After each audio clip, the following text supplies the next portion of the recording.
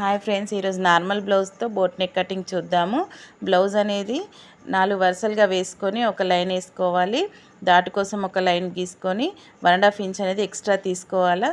Neck కోసము కిందికి ఒక 1/2 ఇంచ్ అనేది మనం కుట్టుకు వదులుకొని నెక్కు ఒక లైన్ పెట్టుకోవాలి. హైట్ తీసుకొని బ్లౌజ్ వచ్చేసి 10 ఇంచెస్ వచ్చింది మనకు షోల్డరు. దానికి 3 ఇంచెస్ అనేది ఎక్స్ట్రా తీసుకొని 13 ఇంచెస్ వచ్చింది. 13 ఇంచెస్లో హాఫ్ 6 హాఫ్ కుట్టు కోసం ఒక 1/2 ఇంచ్ తీసుకోవాలి. 7 ఇంచెస్ మనం షోల్డర్ కోసము బ్లౌజ్కి ఎంత ఇచ్చిరో అదే భాగం తీసుకుంటే షోల్డర్ వచ్చేసి 4 ఇంచెస్ వచ్చింది. డౌన్ 4 ఇంచెస్ ఒక బాక్స్ లాగా మనం దాన్ని డ్రా చేసుకోవాలి. తర్వాత చంకపాటు కోసము 6 హాఫ్ తీసుకుంటే సరిపోతుంది. షోల్డర్ ఎంత తీసుకున్నామో చంక భాగంకి కూడా అదే తీసుకోవాలి.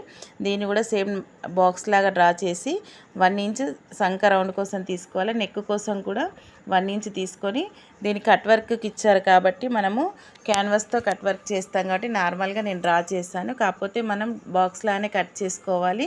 ఇదే పార్ట్తో మనం ఫ్రంట్ పీస్ కూడా సేమ్ ఇలానే కట్ చేసుకోవాలి. ఎందుకంటే క్యాన్వాస్తో మనము కట్ వర్క్ చేస్తాం కాబట్టి ఈ బాక్స్ అనేది గీయడం ఏంటంటే మనకి క్యాన్వాస్తో కుట్టుకోగా లైన్ అనేది కరెక్ట్గా ఏర్పడుతుంది. ఇక్కడ లైన్ అనేది ఎందుకు గీసానంటే కింద పార్ట్ అనేది తక్కువ ఉంది కాబట్టి 2 సమానంగా రావాలి కాబట్టి ఒక లైన్ గీసుకున్నాను.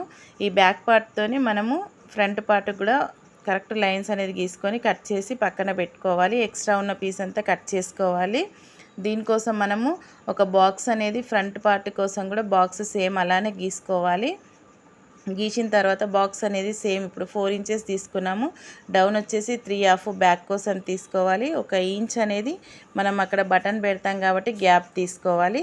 మనకి ఏ విధంగా డిజైన్ ఇచ్చారో అదే విధంగా డ్రా చేసుకొని క్యాన్వాస్తోనే కట్ చేసుకోవాలి. మనం కుట్టేటప్పుడు కరెక్ట్ లైన్ అనేది కనిపిస్తుంది కాబట్టి లైన్ అనేది నేను డ్రా చేశాను. హ్యాండ్ వచ్చేసి పఫ్ హ్యాండ్ ఇచ్చారు వాళ్ళు మనకు. నేను 10.5 హైట్ పెట్టమన్నారు, అదే పెట్టాను. నెక్స్ట్ వీడియోలో స్టిచ్చింగ్ చూద్దాము. మరిన్ని వీడియోల కోసం మన ఛానల్ని సబ్స్క్రైబ్ చేసుకోండి, లైక్ చేయండి, కామెంట్ పెట్టండి. ఈ వీడియో కానీ మీకు నచ్చినట్టయితే చిన్న కామెంట్ పెట్టండి ఫ్రెండ్స్. Thank you.